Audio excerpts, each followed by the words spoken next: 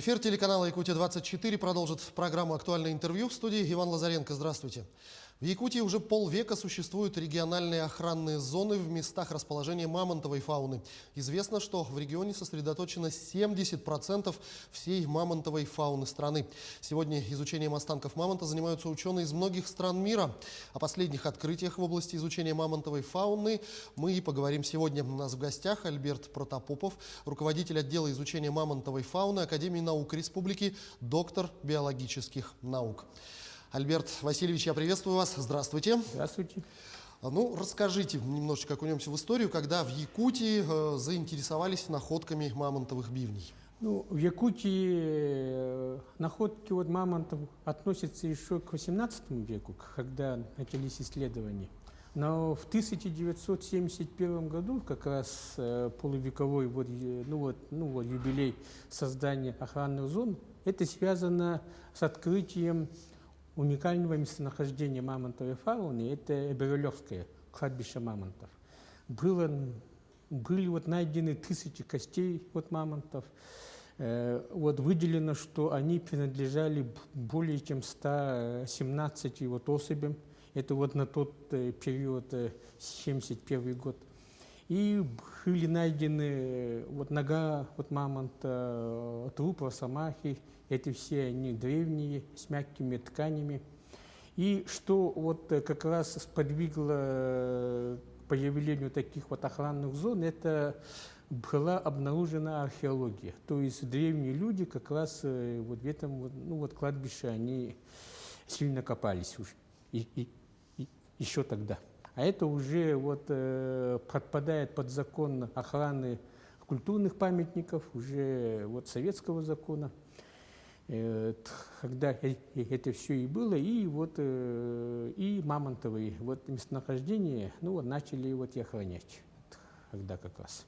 И у нас, круглая дата сейчас получается. Ну, получается, я вас поздравляю.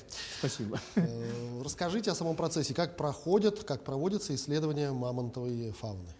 Исследования мамонтовой фауны, они проходят в первую очередь, это плановые экспедиционные работы. Мы каждый полевой сезон, ученые, палеонтологи выезжают в те районы, где перспективно. Находка объектов из мамонтовой фауны.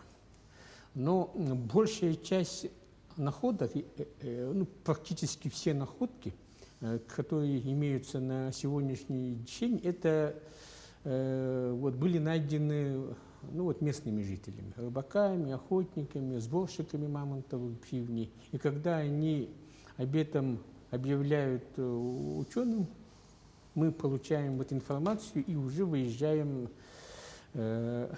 соответственно на место находки и проводим раскопки. Либо изучение геологических разрезов, где эта вся находка была сделана.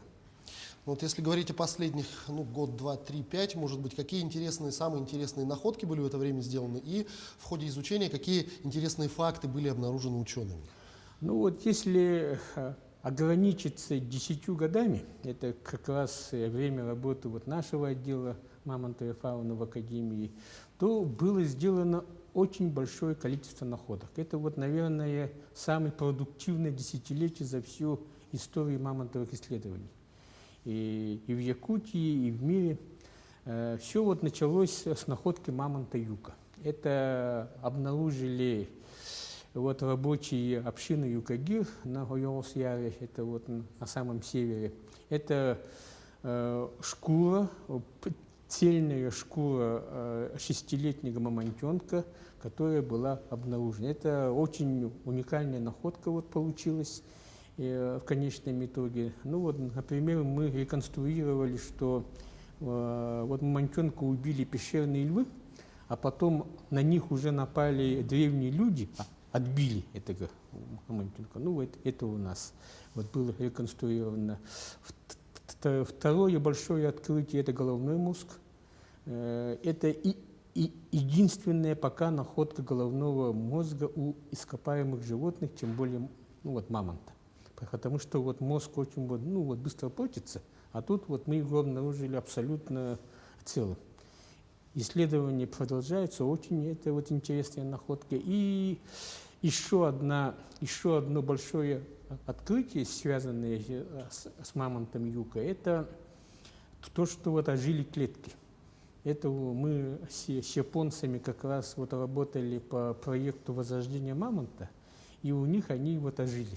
Именно клетки мамонта Юка. Это из-за их очень вот большой, из-за очень хорошей сохранности. Ну, вернее, вот ожили, это громко сказано, они начали проявлять биологическую активность. То есть в клетках началось деление. Но потом оно остановилось, уже хромосомы все-таки поврежденные, но это было сделано впервые. Это огромное открытие вот было сделано. Ну, обязательно нужно вот упомянуть вот находки, сделанные в Абыйском районе. Это детеныши псощерных льват.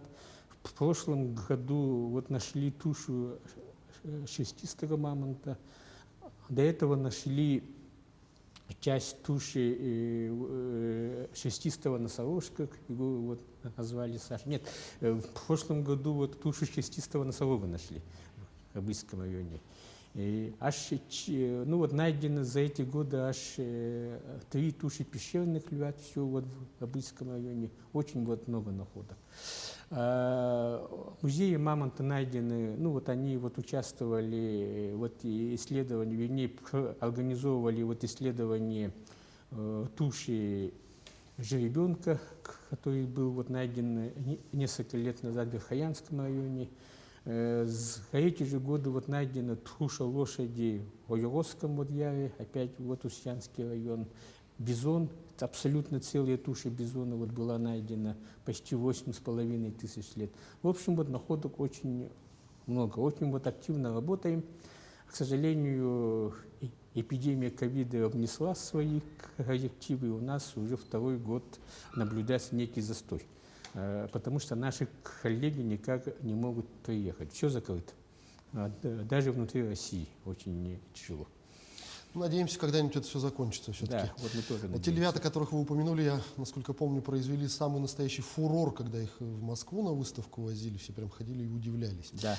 А вот об оживших частицах мамонтенка, вот этот громкое заявление прозвучало не так давно, я помню, что собираются мамонта клонировать. Это все-таки актуально еще или пока отодвинули вот этот момент? Нет, это ну, понимаете, вот наука, она должна мечтать. Вот ученые, они, это такие люди, которые вот могут мечтать о несбыточном. Но на этот день, когда-то люди тоже думали, что человечество, вот воздух вот не поднимется, не говоря о космосе. Но вот ученые мечтали, и все-таки это было сделано.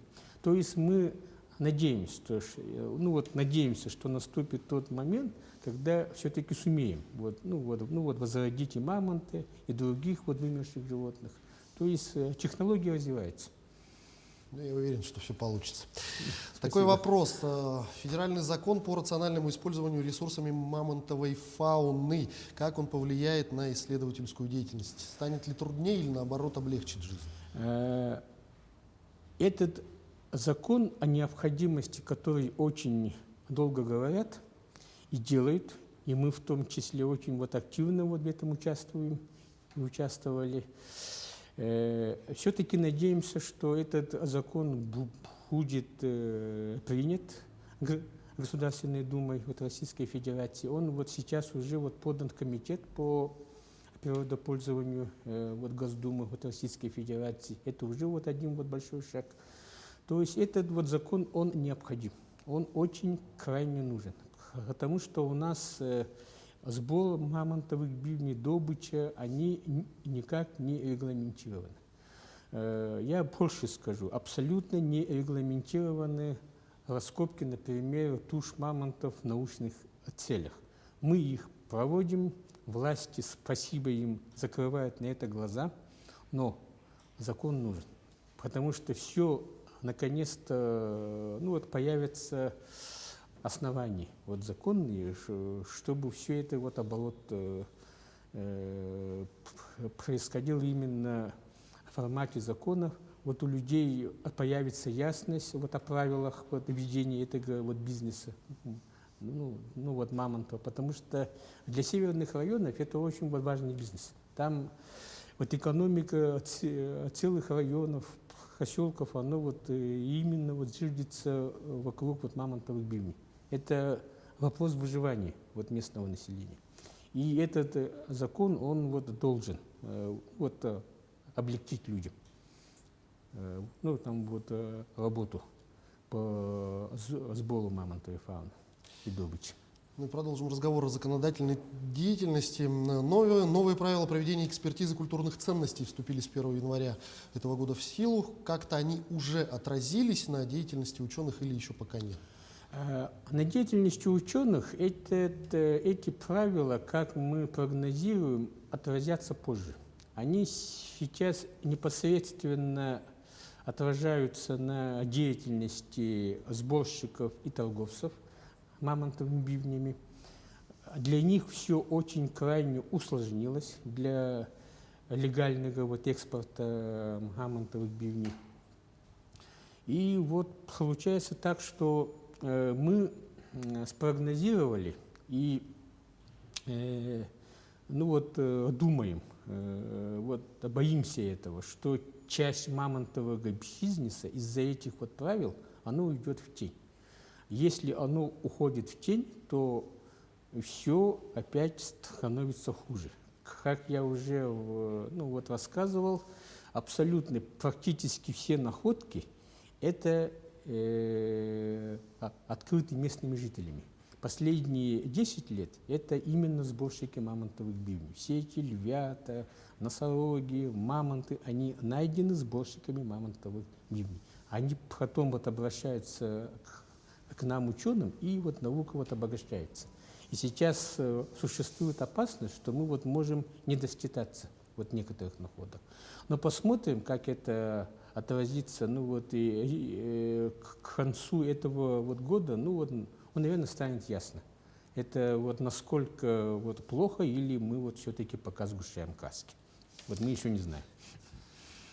Известно, что останки мамонтов сохранились на территории 4 арктических районов. Но есть ли территории, где, подозреваете, могут храниться еще остатки, или, может быть, эти территории уже начинают открываться? Эти 4 вот района, это вот именно как раз полувековой давности, там вот история. Потому что к ним необходимо присовокупить не только арктические районы всей Якутии.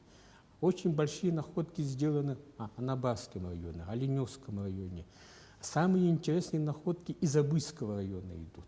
Среднеколымский район очень славится находками. Последние находки идут из Верхоянского района.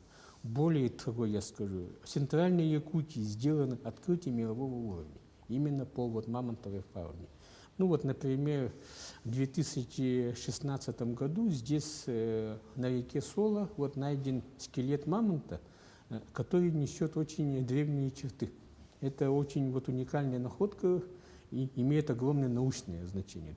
То есть, по большому счету, вся зона распространения сплошной вечной мерзлоты, а это большая часть Якутии, это как раз те места, где именно находят остатки мамонтовой фауны. То есть я больше чем уверен, что впереди открытий еще огромное количество будет. Судя по динамике открытий, у нас большие надежды на это. Альберт Васильевич, я благодарю вас за эту интересную и увлекательную беседу. Большое спасибо, что ответили на наши вопросы. Всего доброго вам. Спасибо, что пригласили.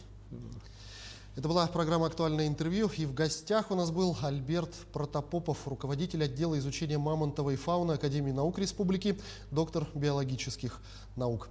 Несмотря на то, привиты вы или нет, не забывайте носить маски в общественных местах и соблюдать социальную дистанцию. До встречи в эфире.